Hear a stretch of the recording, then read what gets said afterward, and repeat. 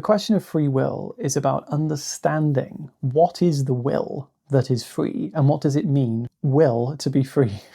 The main question to ask is what is will and what does it mean for will to be free? And what is the I or the one that believes itself to be free? So in this video, I'm going to show you exactly how to understand free will to the extent in which you feel much better about the situation and your understanding is a lot deeper. So if you just look at my screen, you'll see that there is a box. And I just want you to imagine that this is everything, basically. This is God, right? I know it's a very terrible diagram, but just agree with me for a moment. Now imagine that God is able to somehow produce out of itself. Now, it doesn't really come out of itself because really the box is within itself. But for the purposes of understanding, it's able to create, you see? So it's creating, and because in here is it's the unknown, pure potential, just complete pure creativity, pure essence of creativity, God, basically. So God, in order to create an experience, you have to have an experience from one point of view. Think about it, more points of view, they would have to still be from a point of view. If you were to experience like multiple points of view at the same time, they would still be experienced from one point of view, but it would just be like overlapped. Think about it. If you were to experience right now what it's like to look out of your head, and then imagine there's someone next to you and look out of their head at the same time, and experience it at the same time, it would look like blurry. It would just look blurry because you would be experiencing two layers on top of one another, which would dilute the quality and the preciseness of the experience. It would dilute it. In the same way, imagine if you just had a camera and you took loads of points of view of a different image, like if you had a flower on the table, you take photos from all angles and you try to look at them all at the same time, it's just going to look like a black image. Eventually, the image will overlap to the extent it just looks like nothing. So all points of view at the same time looks like nothing. That's what this looks like, which is creativity, unknown, pure potentiality, or pure consciousness. Now, people usually say, how is this consciousness? This, you can't know it. Well, precisely, you can't know it as an object, which means that from the point of view of the mind that is usually used to knowing objects, the experience of pure consciousness seems like nothing. It seems like the absence of consciousness, purely because we usually associate being aware with being aware of something. So we basically associate being aware with shining the light of awareness onto an object, therefore we know it. But without the object, it seems like there's no awareness. Well, that's because there's no thing to shine on, so to speak. So we are pure consciousness, which is pure creativity. And at that stage, we can lose the term consciousness. It's just absolute pure potentiality. And on an ultimate level, you could even say no, not even potentiality, because it never actually changes or moves or becomes anything other than what it is, which is technically non-existent and existent at the same time. But for all intensive purposes, we're just going to use these terms just so we can provide concessions and deepen our understanding of what we're sharing. So imagine this is pure unknown, pure potentiality, which is basically God. And God then, out of this pure creativity, creates people, cats, trees, life. That's what comes out of it. It doesn't really produce life or trees. It actually produces minds, which, now that we can do this, it's more like this. It produces a mind, which is a faculty of hearing. I'm just going to draw a pig's nose. Smelling, touching, tasting. And what other senses do we have again? Touching, tasting, hearing, seeing. These are eyes, don't be rude. And so these are like vibrations. We could also include thought, which is more like this, like a thought, like a contraction of awareness.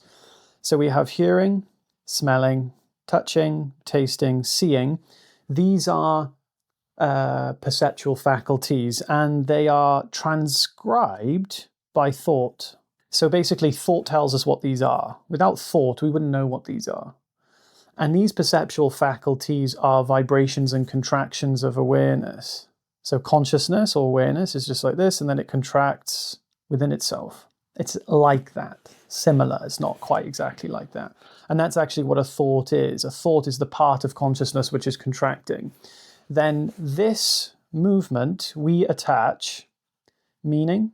So we give it meaning. So this vibration, what makes that wiggle a different wiggle to another wiggle? Well, we give the wiggle a different meaning, and we kind of layer these wiggles. We layer the vibrations in a weird way, and then we give meaning to it. So this little vibration could mean the word dog. When you think the word dog in your head, it's just a wiggle of consciousness, a contraction of consciousness that we've then appropriated the meaning to based on another wiggle. And the question is, well, where does the original wiggle come from? Well, it comes from the source. It comes from here, right? Then all of a sudden we have experience. Now, the only way you can have an experience, coming back to where my point was, is if it is from a point of view. You can't have at the same time multiple points of view and experience them at the same time. You either have the experience of nothing, which is all points of view at once, or you have the experience of something, which is one point of view at once. So you either have the experience of everything or nothing. And the experience of everything right now is quite literally your experience of being. Because the experience of being is a non-phenomenal experience, meaning that it doesn't have any objective quality, what happens is that nothing happens. And because you're only used to things happening, you don't notice the absolute. But the absolute is the only thing that actually happens. And it never actually happens, which is why it's a paradox. And the depth of our understanding is in our capacity to comprehend these paradoxes and to accept paradoxes that we can't comprehend. So either one or the other. You either accept it, you understand it. In both cases, they're the same. So now we have the experience. This then creates the experience of the life that we live. So things only come from the mind. This little human point of view, it represents a mind. It could be a cat, a dog, it could be anything that could, it could be any point of view, whatever that point of view may be. And it experiences what we call life. So life isn't there, just waiting for a mind to see it. Life is potentiality that is then manifested into a point of view, and then that point of view experiences the reflection. So this is a mirror of the absolute. This is a mirror of the absolute. It's a shadow. You can see it as like the pure creative potential reflects a shadow into a point of view that we call a mind, and then the mind seems to be the one experiencing life, but actually the thing experiencing life is itself that which created it, which is God. So God experiences itself. God experiences itself in the form of life. So it experiences a potential of what it is. It could be anything, just experience the potential. Now that we see that if God is constantly creating from the unknown, then the question is, to what extent is there freedom in the will? The will isn't a will like, I want to sit down, I want to eat an apple. I mean, that is a form of will, but that's not the will that we're speaking of here. The will here is the ultimate will. So when in order to experience all of this, this is what will is. Hi, Will. Shout out to Wills out there watching this video. What's up, man? So this is will. Will is pure creative energy. It is the something that comes out of nothing, you see? Now the question is, how free is this will? How free is your will? Well, that will is pretty free. How free is it? It's so free, it is literally, how else to put it? It should be impossible, is how free it is. It's so free that it done the impossible. It's the only miracle. There's only one miracle, and it is the fact that there is will that comes out, something that comes out of nothing, basically. That's pretty free. Now, because something comes out of nothing, technically, life, the something, which we would consider to be life, never becomes anything. Never actually becomes life. Consciousness, God, never becomes life. So when we say something comes out of nothing, when we say here, Ibn Baliani say, the world is imagination, yet in reality it is real. What does he mean by that? He means the world never becomes because it's always imagined. The world is imagination. It is pure creative potential manifest into finite form, which is like a shadow, a light expression of the source in poetic terms, which then creates what we perceive, the perceiving faculties, which is the mind. The mind doesn't have perceiving faculties. The mind is perceiving faculties, then experiences what we call life. And because it comes from nothing, technically it never becomes something, because you can't take nothing and make it something, technically speaking. But that then means that technically speaking, the nothing is actually something. It isn't just nothing, you see? It is something, it's just not something that the finite mind, this tiny little baby, can understand or perceive or possibly ever know. Why? Because the finite mind is quite literally a limitation of God. It is a well-intentioned limitation of God. So how could so technically speaking, it doesn't actually exist. The same as a wave in the ocean doesn't actually, let's just say we're on the ocean here. This is the ocean. So is this. This isn't a thing. It's still just ocean. And technically speaking, the whole thing is water. So wave never becomes a wave, never becomes ocean. It's always just water, you see? In the same way, the absolute never becomes a mind, never becomes a world, always maintains absoluteness. Which is why Ibn Baliani says, the world is imagination, but technically it's real. That's basically what he says in the quote. I could put it on the screen right now and you can see it. And this is what Ramana Maharshi means when he says, nothing is real, everything is illusion, only Brahman is real, Brahman is the world. Well, the world is an illusion, only Brahman is real, Brahman is the world. That's basically him saying, nothing is real is the first concession. Like, this is always imagination. Life isn't real. This imagination is made of nothing. Only this is real. Only this is something. But then he says, actually, no, this is real, because it's actually made of the something that is real and is reality and is everything. So basically, we don't stop at nothing exists. We realize that everything both exists and doesn't exist. And that paradox is what we have to come to understand. And this creates a really fun life, very fun life. You like fun lives? This is where you get one. So, what does this mean for free will? Well, it means that, technically speaking, there is only one will. However, the same will manifests the individual experience. Now, if one mind believes I am this, well, this little specky dude has zero free will. Why? Well, you know why, because the only will that there is coming from here. So this dude doesn't have free will. Impossible, because this dude doesn't exist. He's not an existing entity. He exists as much as the wave exists on the ocean.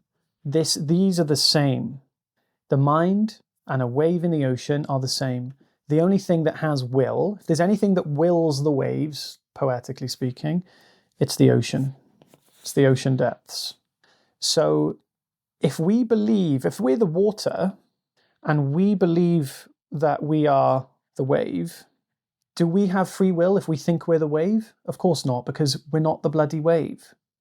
If we know that we're the water, then yes, we do have free will, because it's the only will there is. But then the question is, to what extent is that will able to be expressed as an individual experience? Well, right now I want you to experience this feeling potential that you could, if you wanted to, do whatever you wanted, relatively speaking, within the laws of physics, right? You couldn't just, maybe you could do out of that, but let's just say, for instance, right now, relatively speaking, you could do whatever you wanted. There's this sense that you feel right now where you could move your hand here, right? You could move it somewhere else, like I could right now if I wanted to. That's the question. If I wanted to, what is the I that would want it to, is the question. If it's the individual, then no, I have no capacity to do anything about that, because I am the individual finite mind isn't an entity to have wills or not have wills. So if I believe I'm a finite mind, well, I'm destined to do whatever. I don't even know, you see what I mean? I'm just destined to do whatever. However, if I know what I am, or I don't even need to know what I am really, as long as I don't believe myself to be limited, as long as I don't believe that I am this fundamental individual, fundamental wave, fundamentally believe I'm a wave, or a mind, then my freedom is unrestricted.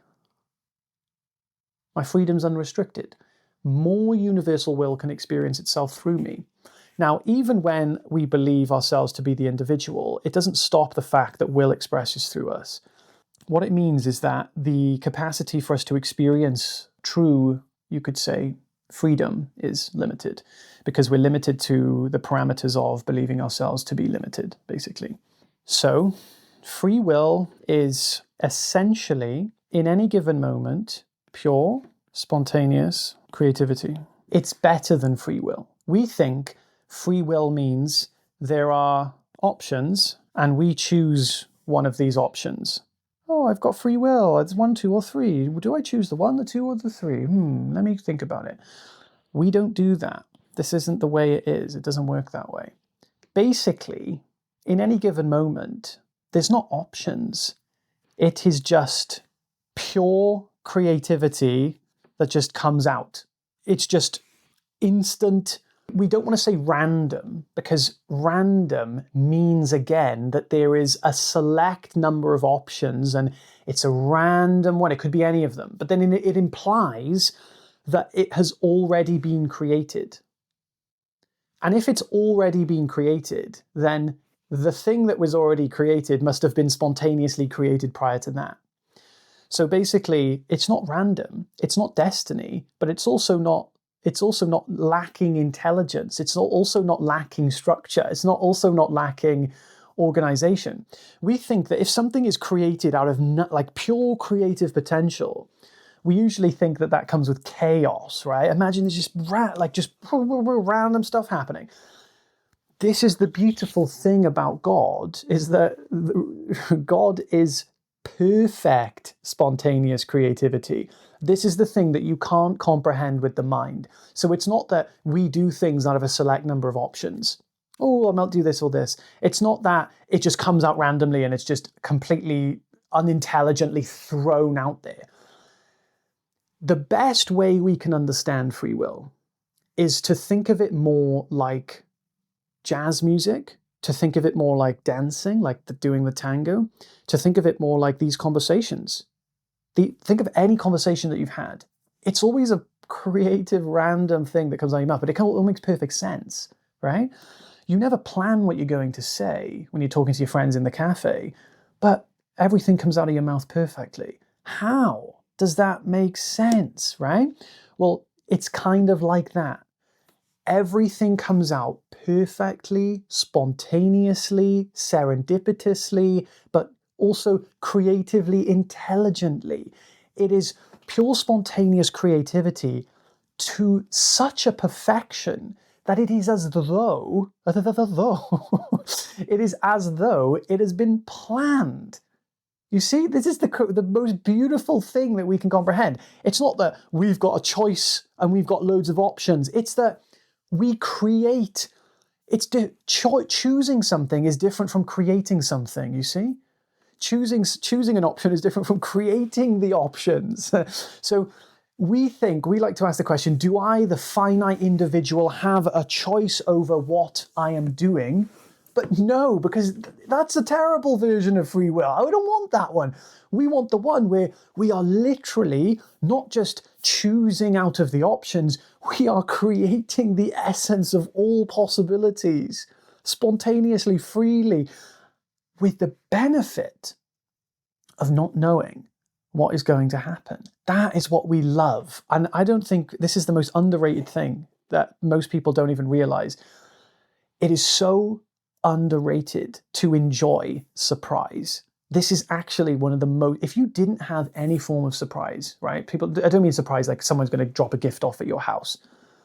I mean surprise like literally you do not know what's going to happen next in this moment right now, right? We can have subtle expectations, like I'm not expecting a delivery, so I'm not going to be surprised by a package. So therefore I'm not going to or I can be, in momentary things like a crow is not just going to appear in my bedroom, right? So we have like these narrow expectations roughly, but we still don't know. And this is the beautiful thing. We don't actually know. And this is what we love about life. If you didn't have that, the alternative would be, this is what one of the Greek stories of Father Time. Father Time, super, super powerful man who knows everything. Absolutely everything. Nothing he doesn't know. I think it's Father Time or Kronos or something. Knows everything. Literally nothing he doesn't know. Omnipotent, omniscient knowledge.